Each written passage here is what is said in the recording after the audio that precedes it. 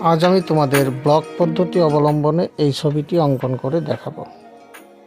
ভিডিওটি যেহেতু real time, তাই একটু ধৈর্য ধরে দেখতে হবে।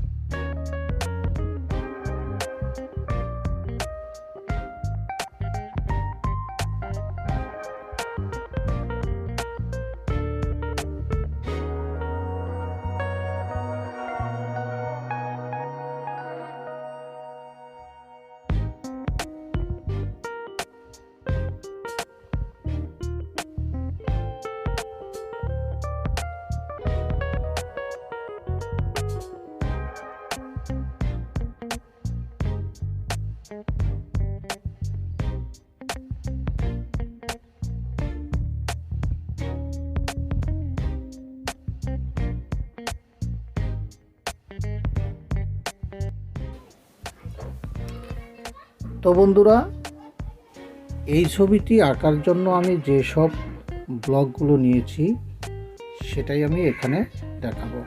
দেখো, এই যে ফিগার, এই ফিগার থেকে আমি এই একটা ড্রামের মতন এঁকে নিলাম। কাঁধের জন্য এই অংশটা দিয়ে দিলাম, এই লাইনটি করলাম।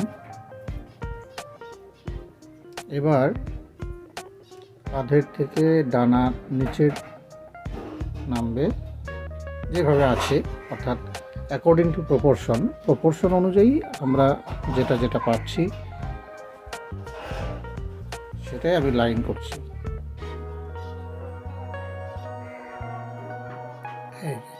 এখানে হাত হয়ে যাবে।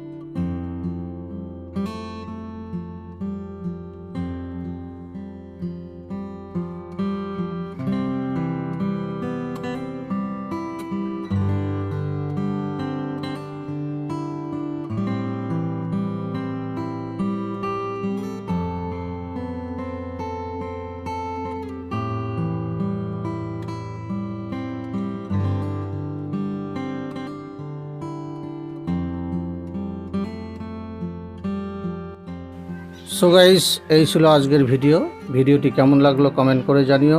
আর ভিডিওটি দেখে যদি একটু হেল্পফুল বলে মনে হয় তাহলে একটি লাইক করতে ভুলো না, কারণ তোমাদের একটি লাইক আমাকে পরবর্তী ভিডিও বানাতে উৎসাহিত করে। চ্যানেলে নতুন হলে চ্যানেলটি সাবস্ক্রাইব করে পাশে থাকা বেল বাটনটি ক্লিক করে দিও। আর অলরেডি যারা সাবস্ক্রাইব করেছো তাদের রইল অসংখ্য অসংখ্য ধন্যবাদ। আজকের মতো এখানেই বিদায় নিচ্ছি। আবার দেখা হবে অন্য কোনো দিন অন্য কোনো ভিডিও নিয়ে। ততক্ষণ তোমরা সুস্থ থেকো, ভালো থেকো। Thank you for watching.